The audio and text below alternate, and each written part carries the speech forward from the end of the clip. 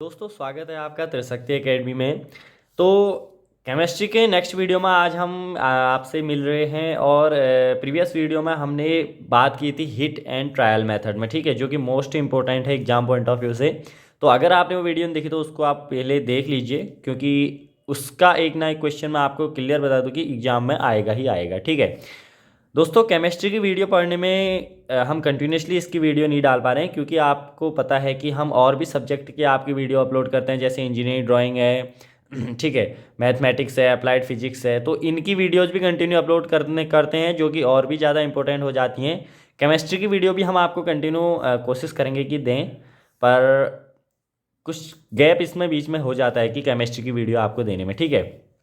तो आज हम डिस्कस करने वाले हैं चैप्टर को, आज हम एंड कर देंगे इसमें, ठीक है। और प्रीवियस वीडियो चैप्टर से रिलेटेड जो बेसिक कॉन्सेप्ट हमारा पहला चैप्टर है, उसकी अगर आपने नहीं देखी तो उसको आप जाके पहले देख लीजिए, ठीक है। तो आज हम जिनमें डिस्कस करने वाले हैं 6 टॉपिक पे आज हम टोटल डिस्कस करेंगे, ठीक है। जिनमें पहला टॉपिक है हमारा इम्पेरिकल फार्मूला, यानी इसको हम क्या कहते हैं, मूलानुपाती सूत्र, ठीक है, इम्पेरिकल फार्मूला। दूसरा हमारा टॉपिक है डिटर्मिनेशन ऑफ मॉलिक्यूलर फार्मूला, ठीक है, मॉलिक्यूलर फार्मूला को कैसे हम फाइंड करते हैं, डिटर्मिनेशन उसका, ठीक है। वैलेंसी क्या होती है, संयोजकता कहते हैं हिंदी में जिसको हम, संयोजकता क्या है, ठीक है।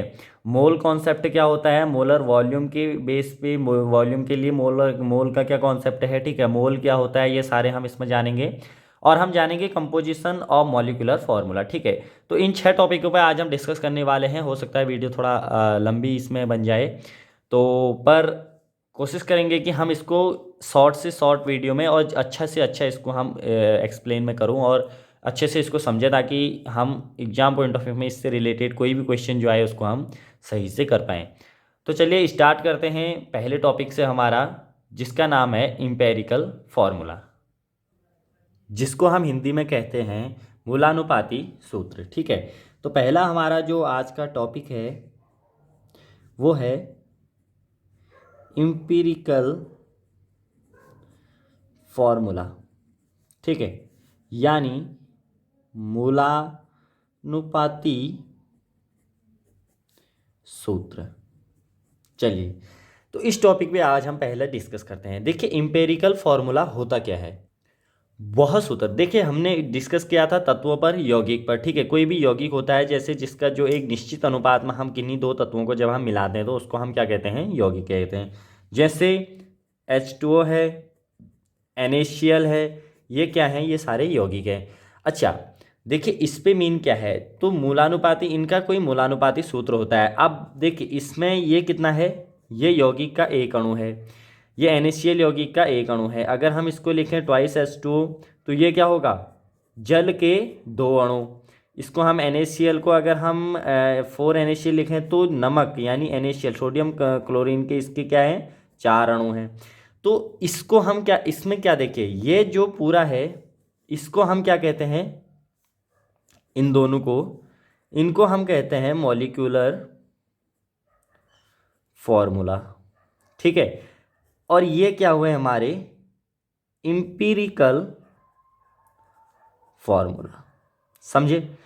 तो ये क्या है, ये जो इनके बेसिक जो वह उनका एक सूत्र, वह रेशियो, जो उनके बेसिक रेशियो से जिनको हम एक अणु बनाते हैं, तो वो क्या है, इसका है क्या है, ये इंपिरिकल फार्मूला और ये मॉलिक्यूलर फार्मूला। डेफिनेशन इसकी हम जाने तो वह सूत्र जो यौगिक में उपस्थित परमाणुओं के अनुपात को बताता है उसको हम क्या कहते हैं, मूलानुपाती सूत्र कहते हैं, मूलानुपाती कहलाता है, ठीक है। तो वो क्या है, मूलानुपाती सूत्र है। ये क्या कर रहा है, इसमें दर्शा रहा है कि किस रेशियो में क्या है कि उस यौगिक के अणु बनते हैं। अब कितने अणु बनते हैं वो किसी एक पर्टिकुलर के लिए मॉलिक्यूलर उसका फॉर्मूला अलग बनेगा। तो ये है इसका क्या, इंपिरिकल फॉर्मूला। अच्छा इंपिरिकल फॉर्मूला आप समझ गए कि वह सूत्र जो यौगिक में उपस्थित परमाणुओं के अनुपात को दर्शाता है। देखिए इसमें परमाणु क्या है, इसमें किन किन के परमाणु देखिए, किन किन तत्वों के, जैसे हम अगर H2O को ले लें तो इसमें क्या है, एक हाइड्रोजन के परमाणु है और ऑक्सीजन के परमाणु हैं। हाइड्रोजन के कितने हैं, 2 हैं, और ऑक्सीजन का 1 है।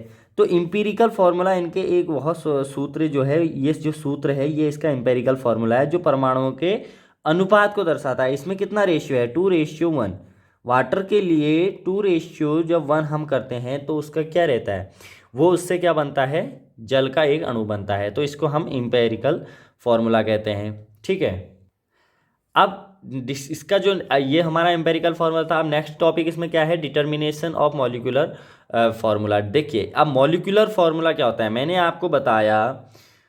देखिए मैंने क्या कहा, एम्पेरिकल फार्मूला ये है, मॉलिक्यूलर फार्मूला ये है। तो मॉलिक्यूलर फार्मूला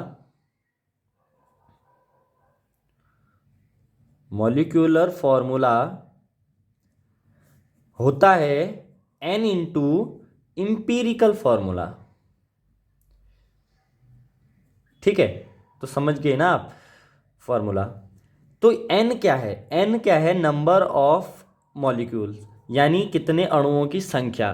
ठीक है, n से इसको जब हम गुणा करते हैं तो एम्पिरिकल फार्मूला को जब हम n से गुणा करते हैं तो हमारा मॉलिक्यूलर फार्मूला आ जाता है। ठीक है, तो ये आपको याद रखना है। इसी तरीके से ये क्या होता है, इसका ये था हमारा इसका डिटर्मिनेशन ऑफ मॉलिक्यूलर फार्मूला कि जो मॉलिक्यूलर फार्मूला है वो कैसे बनता है, उसको कैसे हम फाइंड करते हैं। इंपेरिकल फार्मूला से मॉलिक्यूलर फार्मूला अगर फाइंड करने के लिए आएगा तो आप इसको बता सकते हैं। ठीक है, चलिए नेक्स्ट टॉपिक पे हम बात करते हैं। नेक्स्ट टॉपिक जो है हमारा वो है, जो टॉपिक सेकंड जो हमारा टॉपिक है वो है वैलेंसी। देखिए मैं उन्हीं टॉपिक्स को आपको पढ़ा रहा हूँ जो कि आपके एग्जाम पॉइंट ऑफ व्यू से काफ़ी इंपॉर्टेंट है। ठीक है, तो बाद में हम इसका कोशिश करेंगे कि आपके जैसे ये सारी चीज़ें, वैसे आगे जो डिप्लोमा के बाद आप टेक्निकल का वो आता है तो उसमें उतना नहीं आता है, उसमें आपके 3rd सेमेस्टर से आपके जो टेक्निकल के जो सब्जेक्ट्स हैं उनसे ज़्यादा पूछा जाता है। पर ये बेसिक है तो इसको आप बेसिक एक एग्ज़ाम के तौर पर ले सकते हैं। ठीक है, एक एग्ज़ाम से एक्स्ट्रा आपको पढ़ने की ज़रूरत नहीं है। ठीक है, चलिए अब बात करते हैं हम वैलेंसी पे। वैलेंसी को हिंदी में कहते हैं संयोजकता। ठीक है, अच्छा अभी तक हमने क्या पढ़ा, हमने कहा कि यौगिक बने। देखिए हमने कहा कि तत्व प्लस तत्व को मिला के हमने क्या किया, एक निश्चित रेशियो में। ठीक है, इसका जो रेशियो होगा वो एक निश्चित होगा, उससे हमने क्या कहा कि हमने यौगिक बनाए। अगर ये निश्चित रेशियो में नहीं होगा तो मिश्रण बन जाएगा। ठीक है, यौगिक अब देखिए निश्चित रेशियो में हमने बनाया तो इस पे क्या है, इनके बीच जैसे हमने कहा Na+Cl बना हमारा क्या, NaCl। ठीक है, अब Na और Cl आखिर जुड़े कैसे। Na की जगह पे Na के साथ हमने, अगर आप मानो Na के साथ हमने हाइड्रोजन क्यों नहीं जोड़ दिया। कभी आपने सुना है कि NaH भी कुछ होता है, ऐसा नहीं होता है। ठीक है, ये क्या है, ये क्यों, आखिर ये जो जुड़े ये कैसे जुड़े। तो इस चीज़ को, इसके बीच में एक कॉन्सेप्ट क्या आता है, वैलेंसी का। देखिए इनका आपको पता है कि Na का सोडियम का कोई परमाणु है। ठीक है, ये इनकी क्या है, कक्षाएं हैं। ठीक है, इन कक्षाओं में Na की पहली कक्षा में आपको पता है 2 इलेक्ट्रॉन रहते हैं, दूसरे में 8 रहते हैं। ये 8 हमने बनाए। ठीक है, तो कितने हो गए, 1 2 3 4 5 6 7 8 9 10। बाहर के इसके कोष में कितना रहेगा, ओनली 1 रहेगा। ठीक है, इसका क्योंकि आपको पता है कि क्या होता है, इसका जो परमाणु संख्या है Na की वो क्या है, 11। अब इसके बाहर में ये है इसका कितना, Na का। अब बात करते हैं ऐसे Cl की। तो Cl में देखिए, Cl का जो इनकी कक्षाएं हैं उसमें हमने क्या बनाया है, 1 2 3 4 5 6 7 8 9 10 11 12 13 14 15 16 17। Cl का आपको पता है कितना होता है, 17, परमाणु क्रमांक 17 होता है। अब देखिए ये आपको थोड़ा विजिबल नहीं हो रहा है यहाँ पर। ठीक है, तो इस तरीके से इसकी जो कक्षाएं हैं वो हमने इसमें बनाई हैं Cl के लिए भी। ठीक है, ये आपको दिख नहीं रहा है तो आप समझ जाइए इसको। ठीक है, तो Cl में क्या है, इस पे एक क्या है, ये क्या करता है, इलेक्ट्रॉनों का आदान प्रदान होता है। देखिए इलेक्ट्रॉनों को हम क्या करते हैं, आदान प्रदान करते हैं। ये कोई भी जो तत्व है वो क्या करता है, एक न्यूट्रल कंडीशन में आने की कोशिश करता है, यानी अपनी बाहरी कक्षाओं को पूर्ण रूप से भरने की कोशिश करता है या फिर उसको दे देगा। Na पे क्या होता है, एक पॉजिटिव चार्ज है, क्योंकि इस पे एक इलेक्ट्रॉन है। ये क्या करेगा, पॉजिटिव चार्ज क्यों है, क्योंकि ये एक इलेक्ट्रॉन को देना चाहता है। ये कहता है कि मेरे पे जितनी भी कक्षाएं हो पर पूरी भरी हों। ठीक है, एक इसमें एक्स्ट्रा नहीं रहना चाहिए, या तो इसमें भी 8 हो जाए, 2 8 8 18 करके हम इसको भरते हैं, तो ये कहता है या तो इसमें भी 8 हो जाए या इसको मैं दे दूँ किसी को जिसको ज़रूरत है। ठीक है, अब देखिए, तो एन ने बोला यार कोई है ऐसा ग्राहक जो इसको लेना चाहे, ये दाता कहलाता है। ठीक है, जो इसको देना चाहता है। सीएल ने बोला बिल्कुल। क्यों? क्योंकि देखिए सीएल के पास कितने थे, 17 थे। उसने कहा यार अगर 2 8 8 2 8 8 7 हैं इसके पास सीएल का, उसने कहा अगर ये 8 हो जाए तो भैया इसकी ये कक्षा भी पूरी हो जाए। तो सीएल ने क्या कहा, मैं इसको ले लूँगा। ठीक है, सीएल ने बोला मैं इसको ले लेता हूँ।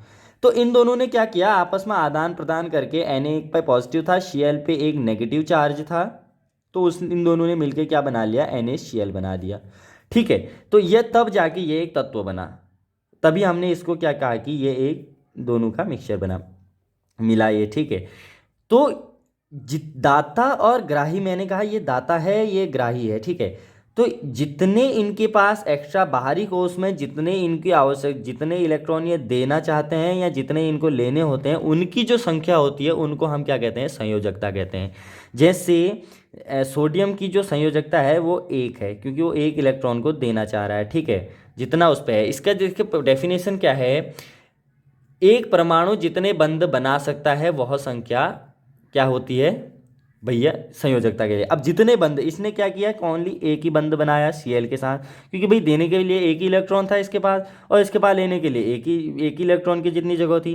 तो इन्होंने क्या कहा, एक बंध बनाया। एक बंध बनाने में केवल एक ही इलेक्ट्रॉन का ट्रांसफर होता है, एक दूसरे को एक ही इलेक्ट्रॉन या दे सकते हैं या ले सकते हैं, या फिर उनको आपस में साझा करके उसको साझा करके बॉन्ड बना सकते हैं। ठीक है, covalent bond, electrovalent bond. Electrovalent bond में एक ये कौन सा बॉन्ड हुआ, ये हुआ इलेक्ट्रोवैलेंट बॉन्ड, क्योंकि इसमें एक इलेक्ट्रॉन दिया जा रहा है और एक इलेक्ट्रॉन लिया जा रहा है, ये होता है इलेक्ट्रोवैलेंट बॉन्ड। और दूसरा होता है साझा करके, जिसको हम कोवेलेंट बॉन्ड बोलते हैं। ठीक है, तो वो अलग तरीके से बनता है, दोनों आपस में इलेक्ट्रॉन को लेते हैं और दोनों उन्हीं संख्याओं बराबर संख्या में उनको ले लेते हैं। तो इस तरीके से इसको क्या कहते हैं, वैलेंसी कहते हैं। या आयन और यौगिकों में परमाणु जितने इलेक्ट्रॉन का त्याग या ग्रहण करता है वह संख्या कहते हैं संयोजकता। ये कह रहा है या तो एक परमाणु जितने बंध बनाता है उसको भी हम कहते हैं कि संयोजकता कहलाती है, और या आयनिक यौगिकों में परमाणु जितने इलेक्ट्रॉन दे सकता है या ग्रहण कर सकता है उसको हम उसकी संयोजकता कहते हैं। तो वैलेंसी आई होप कि आपको समझ में आ गई होगी कि जो ये एक नंबर ऑफ इलेक्ट्रॉन्स हैं। वैलेंसी क्या है, नंबर ऑफ इलेक्ट्रॉन। ठीक है, नंबर ऑफ इलेक्ट्रॉन हैं जिनको वो या तो ग्रहण कर सकता है या फिर उसको दे सकता है। ठीक है, ये प्रत्येक परमाणु की अलग यानी तत्वों के लिए अलग अलग होती है, हर एक तत्व की अपनी अलग अलग वैलेंसी होती है। ठीक है, तो आई होप कि आपको वैलेंसी का समझ में आ गया होगा कॉन्सेप्ट।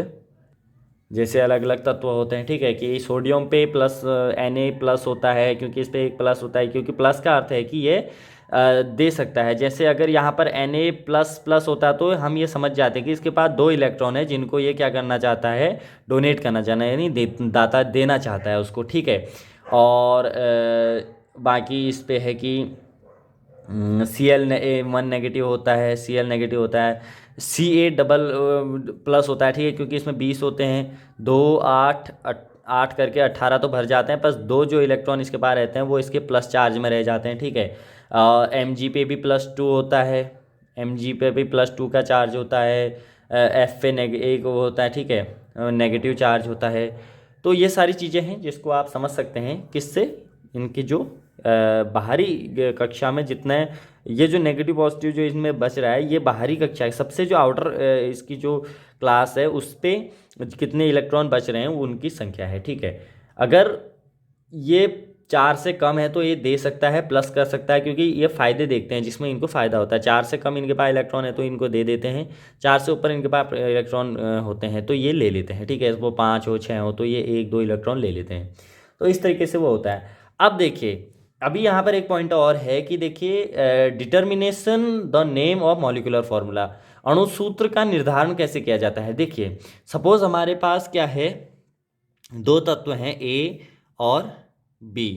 ठीक है, 2 तत्व हैं, A की जो वैलेंसी है सपोज वो है X और B की वैलेंसी है Y। तो इनसे हम मिलके इनका जो फॉर्मूला बनेगा वो बनेगा AXBY। तो इस तरीके से इनका क्या बनता है, मॉलिक्यूलर फार्मूला बनता है। ठीक है, इसका हम मॉलिक्यूलर फार्मूला बना देते हैं। नहीं, सपोज देखिए, सॉरी, ए वाई और बी एक्स ये बनेगा। क्यों? क्योंकि इनकी वैलेंसी ये ए को देगा, ये बी को देगा, ठीक है। उनकी जो वैलेंसी है वो आपस में चेंज हो जाएगी। उसकी जो नंबर ऑफ, अब इस पे जैसे ए को हमको 4 इलेक्ट्रॉन की ज़रूरत थी तो बी से लेगा ना, तो यहाँ पर इस तरीके से इनके फॉर्मूले, मॉलिक्यूलर फॉर्मूले बनते हैं, ठीक है। तो ये जनरल सा है, इस पे आपका अगर आएगा तो 1 नंबर पे हो सकता है इसकी डेफिनेशन वगैरह आ जाए, ठीक है, बाकी इस पे नहीं आएगा ज़्यादा। चलिए नेक्स्ट टॉपिक पे हम डिस्कस करते हैं जो है कि मोल कॉन्सेप्ट। चलिए नेक्स्ट हमारा टॉपिक है वो है मोल कॉन्सेप्ट।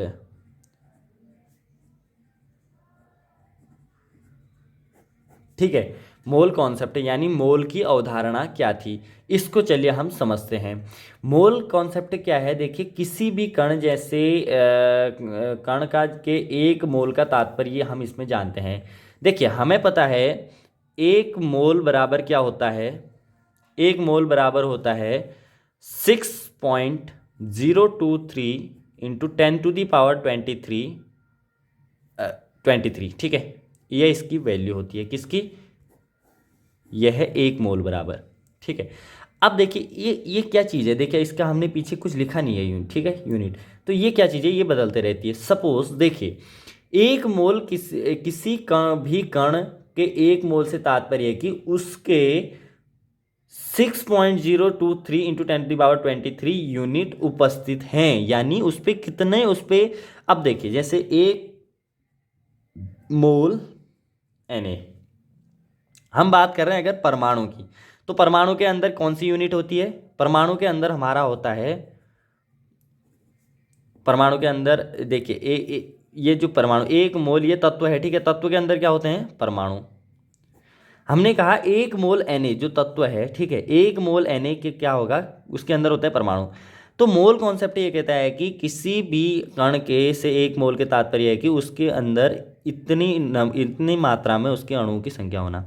जैसे हमारे पास एक तत्व है Na, तो 1 मोल Na का मतलब होगा कि इसमें 6.023 इंटू 10⁻23 परमाणु हैं। अब अगर 1 मोल H2O बोलता है, H2O है यौगिक, ठीक है, तो यौगिक के अंदर क्या होंगे? उनकी यूनिट होगी तत्व या अणु। उसके अंदर क्या होते हैं? यौगिक के अंदर होते हैं अणु, ठीक है, तो उसके मिलने के अणु। तो उस यौगिक के अंदर कितने अणु होंगे? 1 मोल यौगिक के, 1 मोल जल के अंदर होंगे 23 अणु। जली के अलावा अगर हम ले 1 मोल NaCl हो, चाहे कोई भी यौगिक है, ठीक है, 1 मोल अगर वो है, तो आपको समझ जाना है कि उसमें कितने नंबर ऑफ मॉलिक्यूल्स कितने हैं? इतने हैं 6.023 इंटू 10⁻23, ठीक है। तो ये एक क्या है? मोल अवधारणा, इसको हम मोल कॉन्सेप्ट कहते हैं, ठीक है। चलिए, अब इसी से जुड़ा हुआ एक टॉपिक क्या है? वो है कि जो हमारे उसमें आता है परमाणु भार क्या होता है? परमाणु भार या फिर ग्राम परमाणु भार किसे कहते हैं, ठीक है, या फिर ग्राम अणु भार, ये सारी चीज़ें हैं। देखिए, जो ग्राम परमाणु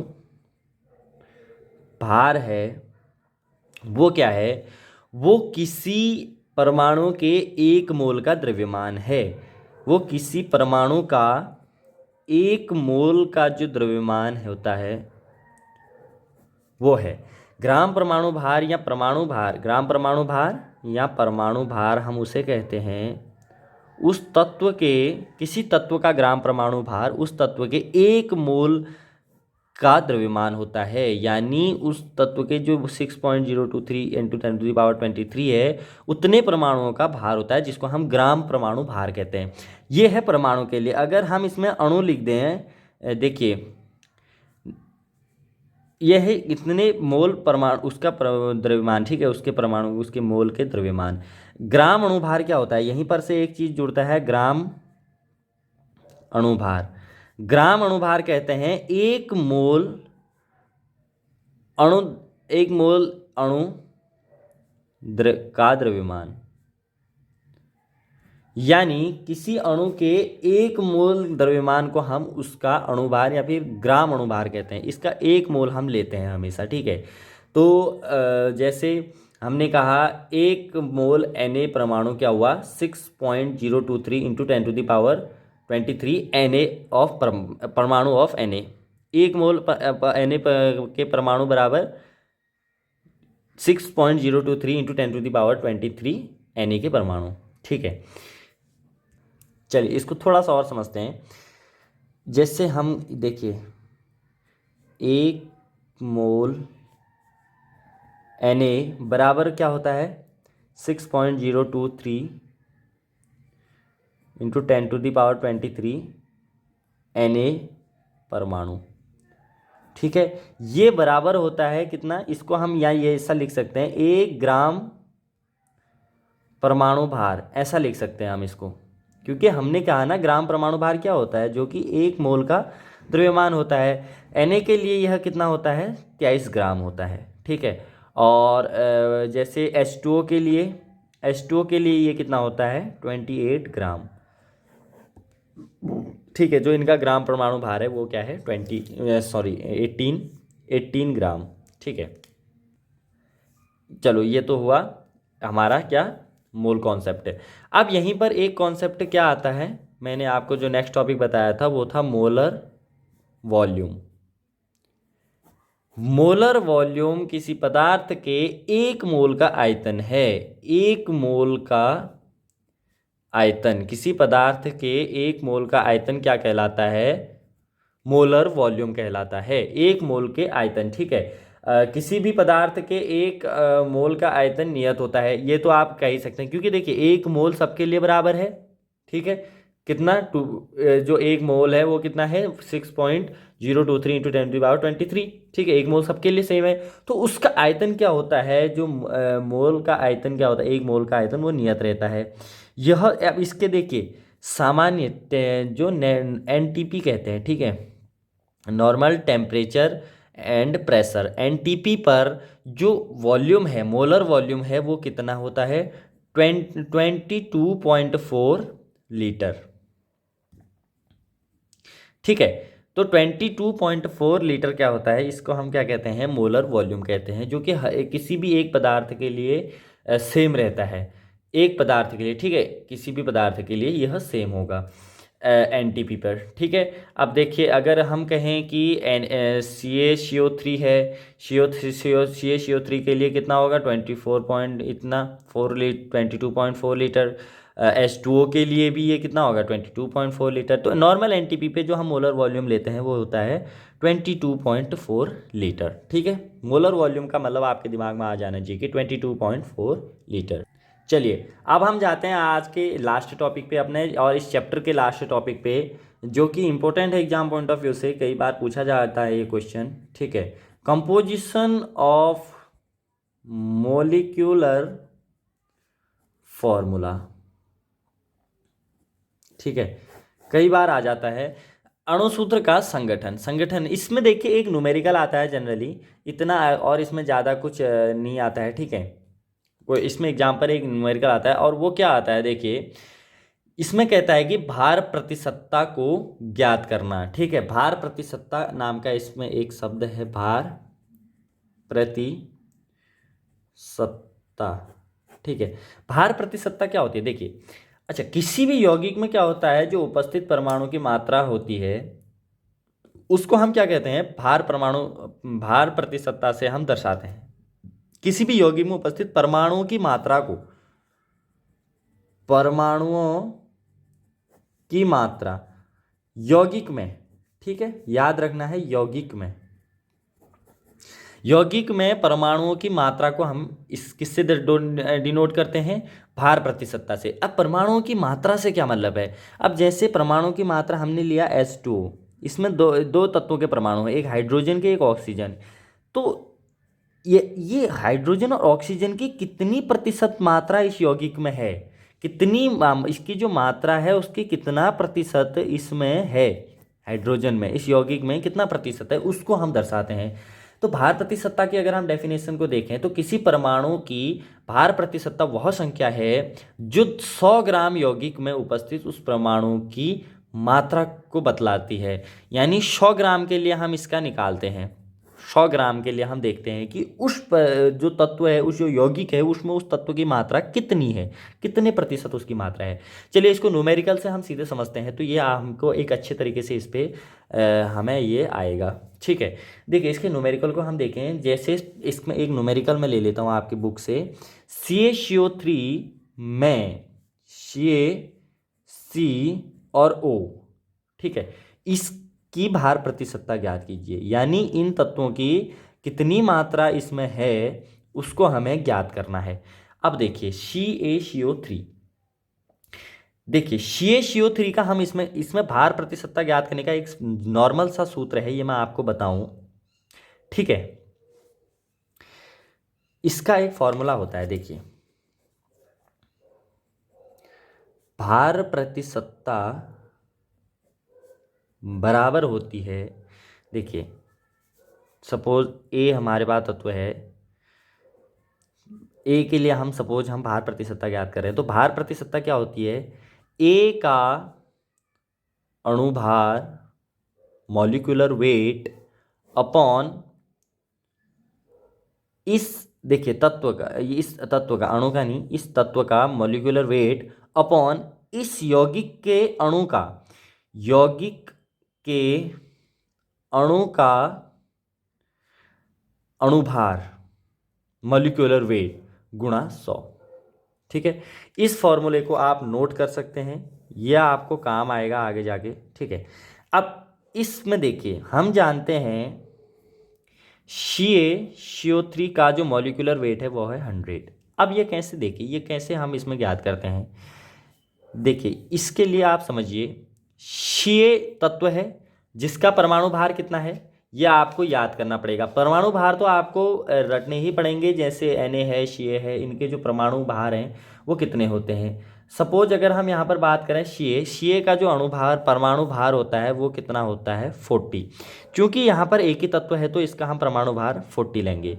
ठीक है, कार्बन का परमाणु भार होता है 12, यहाँ पर भी एक ही है तो हम 12 लेंगे। ऑक्सीजन का जो परमाणु भार होता है वो होता है 16, बट 16 होता है एक अणु के लिए, यानी एक तत्व के लिए।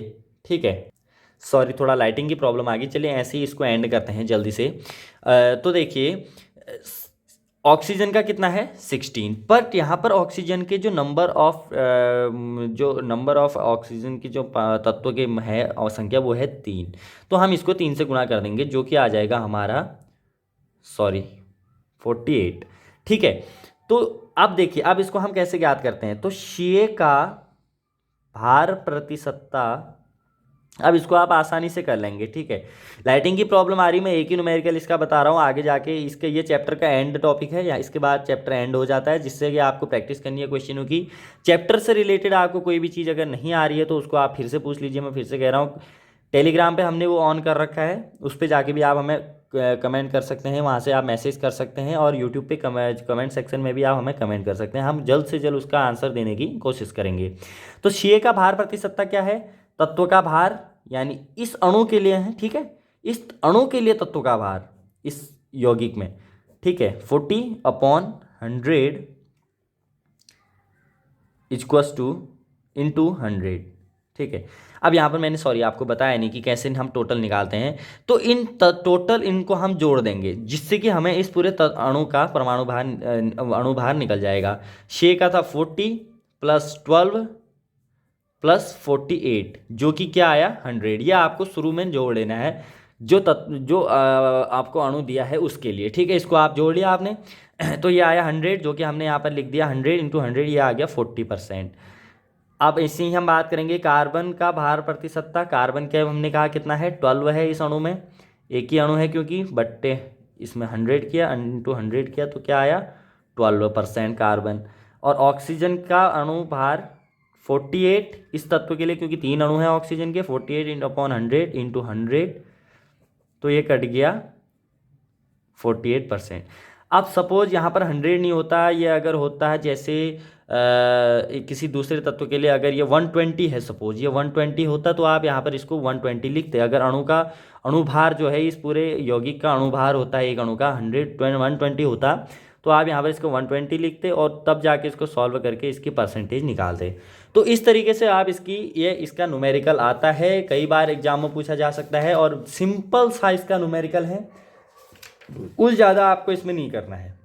ठीक है, CaCl2 के है, NaOH के लिए है, इन सब के लिए आपको अपनी बुक से इसको प्रैक्टिस करना है। कैसे निकालते हैं मैंने आपको बता दिया, क्या इसका फॉर्मूला है। ठीक है, तत्व का अणुभार, उस यौगिक में कितने तत्व हैं उनका अणुभार। अब अगर ये Ca यहाँ पर अगर 4 होते, इसके Ca4 अगर इस तरीके से Ca4 होता तो इसको हम क्या करते 4 × 40 करके इसको हम निकालते 160, तो यहाँ पर 160 रखा जाता। ठीक है, तो इस तरीके से आपको करना है तत्व का अणुभार बट्टे यौगिक के अणु का अणुभार, पूरे यौगिक के अणु का अणुभार गुणा 100, जिससे कि हमारा परसेंटेज में निकल जाएगा भार प्रतिशतता।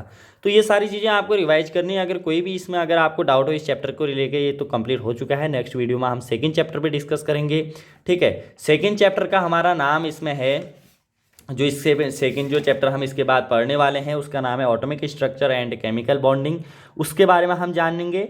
ठीक है, तो मिलते हैं नेक्स्ट वीडियो में। बाकी कोई भी अगर आपकी क्वेरी हो तो आप टेलीग्राम में हो या फिर यूट्यूब कमेंट में सेक्शन में हो, कमेंट कर सकते हैं। फेसबुक, इंस्टाग्राम, वहाँ पर भी आप हमें फॉलो कर सकते हैं और वहाँ पर भी आप कोई भी क्वेरी हो तो हमें पूछ सकते हैं। ठीक है, तो थैंक्स फॉर वॉचिंग।